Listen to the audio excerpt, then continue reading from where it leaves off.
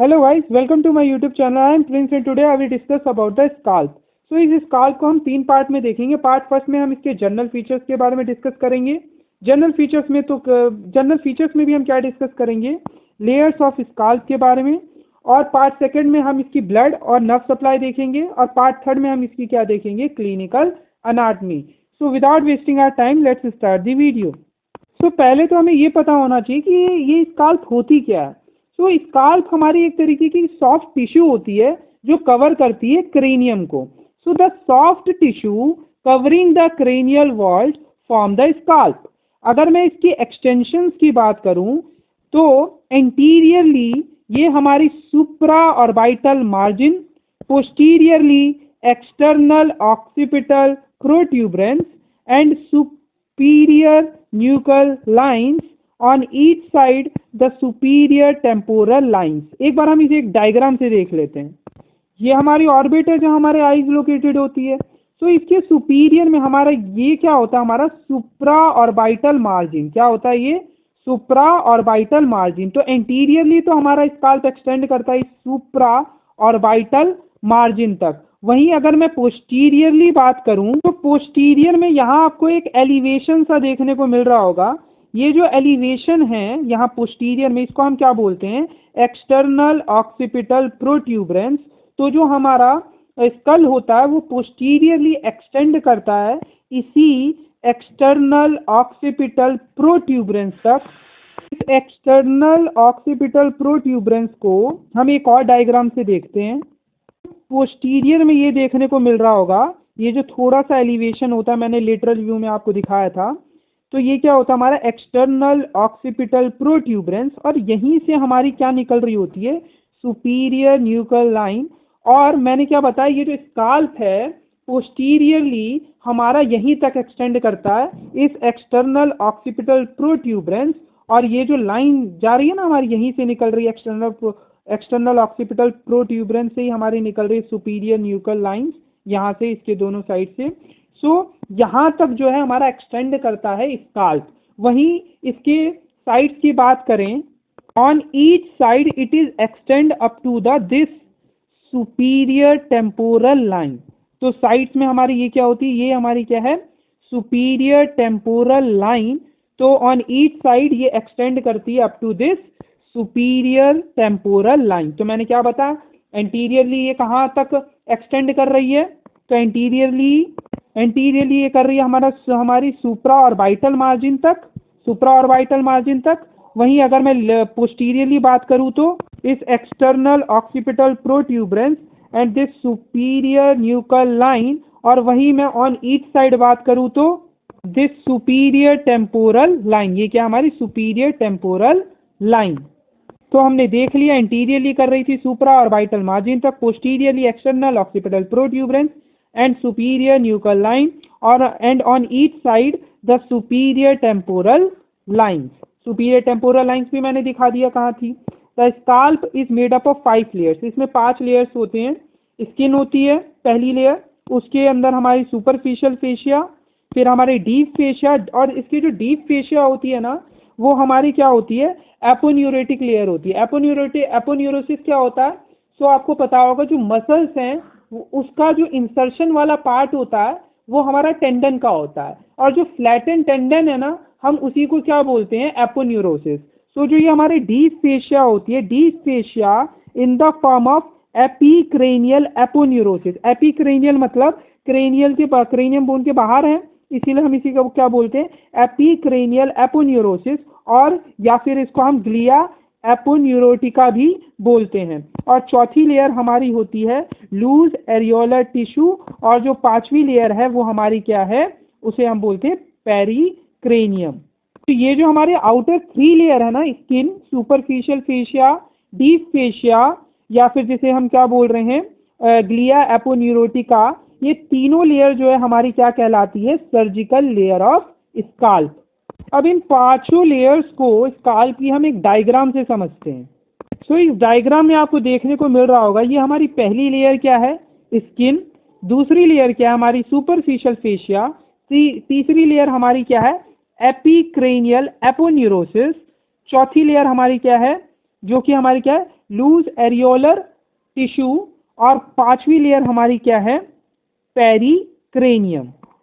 एक करके हम एक एक लेयर के बारे में पढ़ते हैं। अगर मैं पहली लेयर यानी इस स्किन की बात करूं तो इसमें आपको क्या देखने को मिल रहा है। तो ये जो आउटर लेयर है स्किन, इसमें हमें दो चीजें देखने को मिलती है। पहली, यहाँ हमें क्या देखने को मिलता है, ये जो स्किन वाली लेयर होती है हमारी थिक होती है और हेरी होती है। इधर हमारे हेयर्स देखने को मिलते हैं और ये हमारी जो लेयर है ये थिक होती है। और इसमें एक और चीज देखने को मिलता है, इसमें स्वेट ग्लैंड्स और sweet glands and sebaceous gland देखने को मिलते हैं। तो ये जो हमारी आउटर वाली लेयर है जो कि हमारी स्किन है, यहाँ पर हमें क्या देखने को मिल रहा है, ये थिक है, हेरी है। और दूसरी बात क्या है, यहाँ पर ये जो आउटर लेयर है यहाँ हमें क्या देखने को मिलेंगे, स्वेट ग्लैंड देखने को मिलेंगे और सीबेसियस ग्लैंड देखने को मिलेंगे। तो जो हमारी ये दूसरी लेयर है, दूसरी लेयर हमारी क्या है, सुपरफिशियल फेशिया।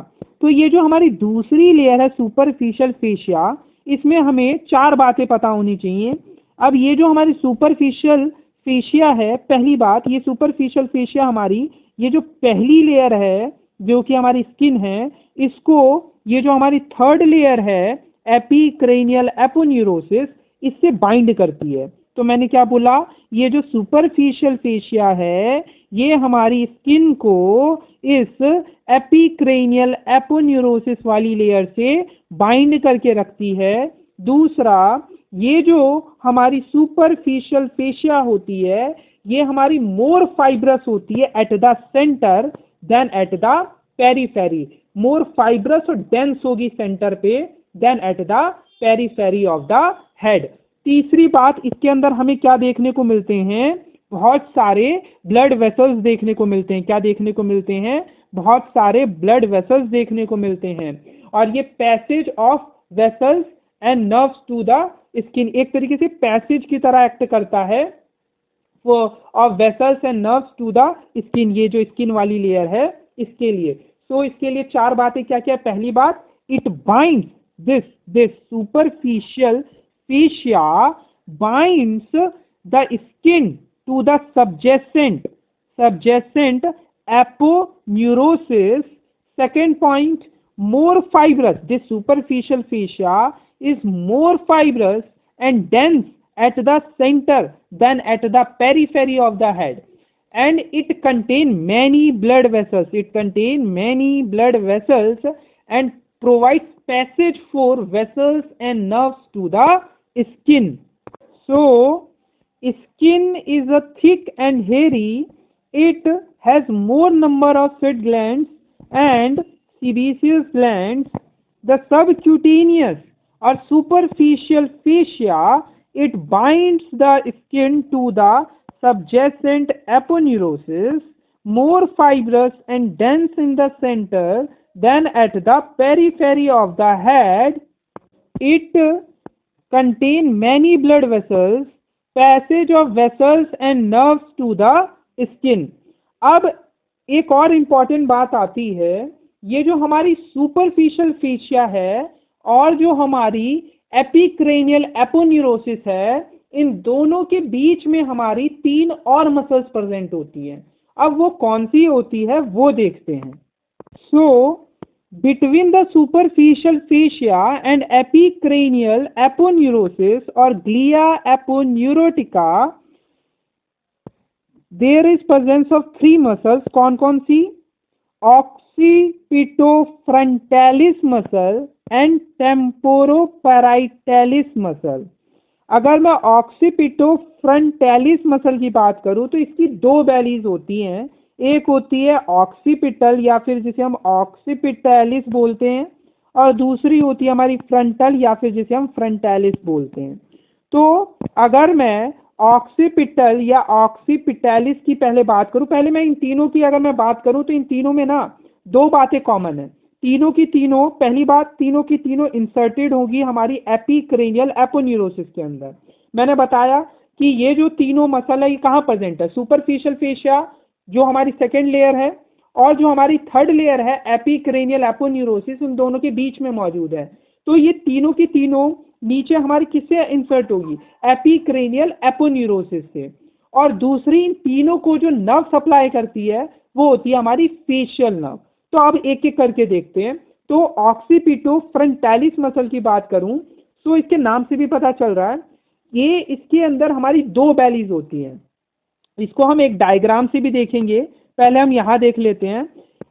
एक बैली होती है, इसको हम बोलते हैं ऑक्सीपिटल या फिर हम इसे ऑक्सीपिटालिस बोलते हैं, और दूसरी होती है फ्रंटल या फिर जिसे हम फ्रंटालिस बोलते हैं। तो अगर हम ऑक्सीपिटालिस की बात करें so it is inserted into the epicranial aponeurosis small, it inserted into the epicranial aponeurosis small and separate। ये हमारा स्मॉल होता है और सेपरेट होता है।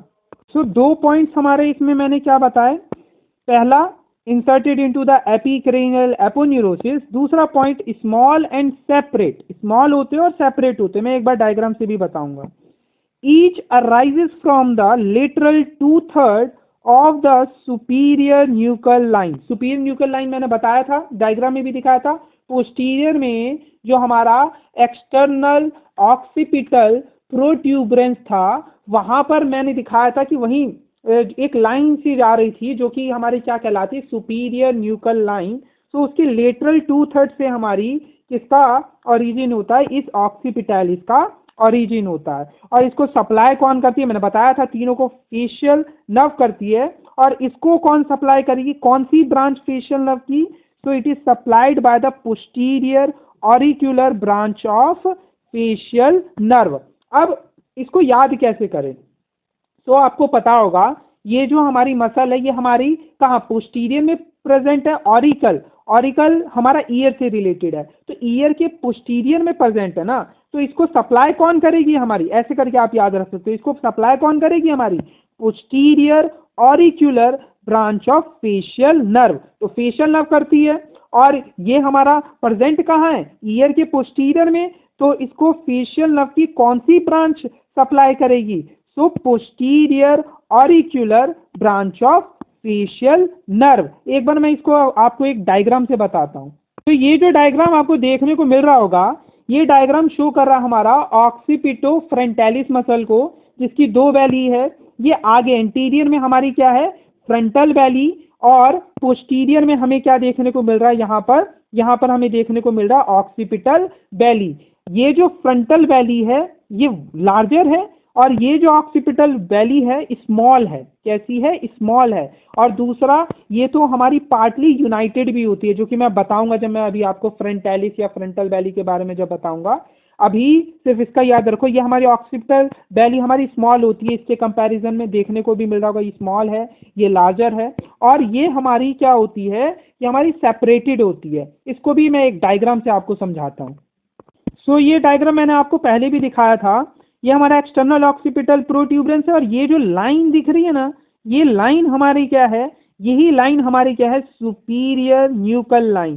तो ये जो सुपीरियर न्यूकल लाइन है, इसी के लेटरल यानी इस साइड लेटरल 2/3 से हमारा किसका ओरिजिन हो रहा है, इस ऑक्सीपिटालिस मसल का ओरिजिन हो रहा है। तो यहाँ पर ये प्रेजेंट होगा और ये स्मॉल होता है, एक यहाँ पर प्रेजेंट होगा और एक यहाँ पर प्रेजेंट होगा। तो ये स्मॉल होते हैं कुछ ऐसे, यहाँ पर प्रेजेंट होगा एक, और एक यहाँ पर प्रेजेंट होगा। तो ये स्मॉल होंगे और एक दूसरे से दोनों क्या होंगे, सेपरेटेड होंगे।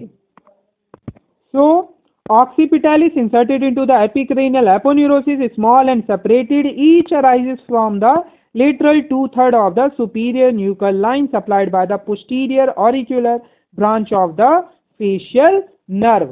अब आ जाओ फ्रंटल या फिर जो हमारा क्या है फ्रंटालिस पे। सो ये भी हमारा इंसर्टेड होगा एपिक्रेनियल एपोन्यूरोसिस में। ये लार्जर होगा, वाइडर होगा, दिखाया था डायग्राम में। जो फ्रंटल वैली थी ये हमारी क्या थी, लार्जर थी, वाइडर थी, और ये पार्टली यूनाइटेड होती है। ये जो होती है ये पार्टली यूनाइटेड होती है। आगे की तरफ थी, दिखाया था, ये एंटीरियर में मौजूद होती है, और ये लार्जर होती है और ये यूनाइटेड होती है in the median plane.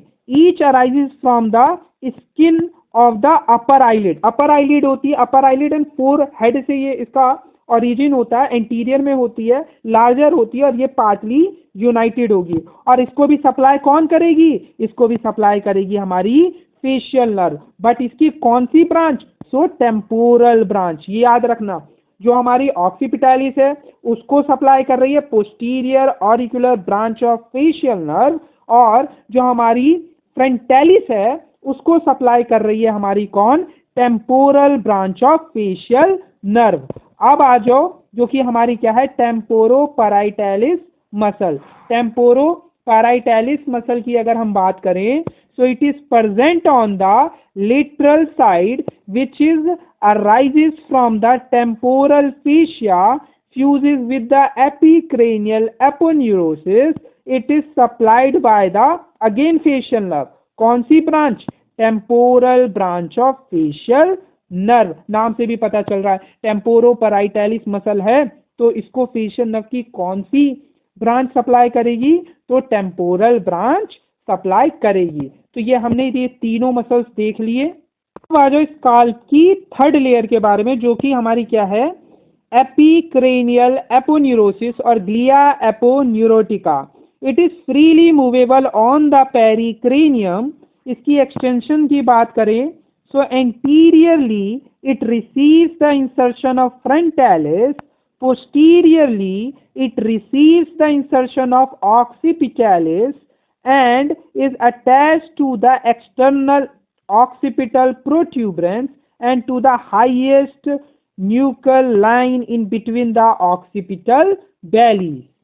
On each side superior temporal line expansion की बात करें, so ये हमारी इसका जो एक्सपेंशन होता है वो हमारा जाइगोमेटिक आर्च तक होता है। इसको मैं एक बार डायग्राम से भी दिखाऊंगा इस जाइगोमेटिक आर्च क्या होता है।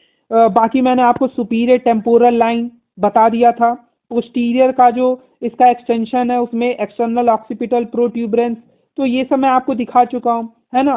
और एंटीरियर में ये फ्रंटालिस मसल के इंसर्शन को रिसीव करती है, तो फ्रंटालिस मसल भी मैंने दिखा दिया है कि जो फ्रंटालिस मसल है वो कहाँ होती है, वो हमारे एंटीरियर में मौजूद होती है, जिसका ओरिजिन हमारा कहाँ होता है, तो skin and upper skin of the upper eyelid and forehead से उसका ओरिजिन होता है। सो ये सब मैं दिखा चुका हूँ। ये इसका जो एक्सपेंशन होता है ये हमारा जाइगोमेटिक आर्च तक होता है। तो इस जाइगोमेटिक आर्च को एक बार देख लेते हैं। सो ये इस डायग्राम में आपको देखने को मिल रहा होगा, ये क्या है हमारा superior temporal line, superior temporal line, और ये जो है ना ये हमारा क्या कहलाता है, जाइगोमेटिक आर्च। तो इसका एक्सपेंशन जो है ना हमारा इस जाइगोमेटिक आर्च तक होता है, ठीक है। तो इसका एक्सपेंशन क्या है, which passes over the temporal fascia and is attached to the zygomatic arch. अब आ जाओ हमारी चौथी लेयर जो कि क्या है हमारी लूज एरियोलर टिश्यू। तो जो ये लूज एरियोलर टिश्यू है इसकी भी एक्सटेंशंस देख लेते हैं। So anteriorly into the eyelids, anteriorly into the eyelids, posteriorly superior nuchal lines, सबके एक्सटेंशन आप देख रहे होंगे लगभग सेम ही है। On each side superior temporal line, so anteriorly into the eyelids, posteriorly superior nuchal line, and on each side superior temporal lines, and it gives passage to this emissary veins. अब ये एमिशनरी veins क्या होता है इसको भी एक बार diagram से देखते हैं। इस डायग्राम में आपको देखने को मिल रहा होगा ये क्या है हमारी एमिशनरी वेन, और ये जो एमिशनरी वेन होती है ये हमारी क्या करती है, कनेक्ट करती है एक्स्ट्रा क्रेनियल वेन्स को। मतलब जो क्रेनियम के बाहर जो हमारी वेन्स मौजूद हैं उसको कनेक्ट करती हैं किससे, इंट्राक्रेनियल वीनस साइनसिस। जो क्रेनियम के अंदर जो हमें वीनस साइनसिस देखने को मिल रहे हैं उससे कनेक्ट करने का काम कौन करती है, emissary vein. So this emissary veins connect the extracranial veins to the intracranial venous sinuses. अब जो पांचवी लेयर है वो हमारी क्या है, पेरिक्रेनियम। अब ये पेरिक्रेनियम के बारे में बस एक पॉइंट जानना है, is loosely attached to the surface of the bone but it is firmly adherent to their sutures. इसी के साथ हमारा ये टॉपिक भी कंप्लीट हुआ। मिलते हैं ऐसी एक नई वीडियो के साथ, तब तक खुश रहें, मस्त रहें, जय हिंद।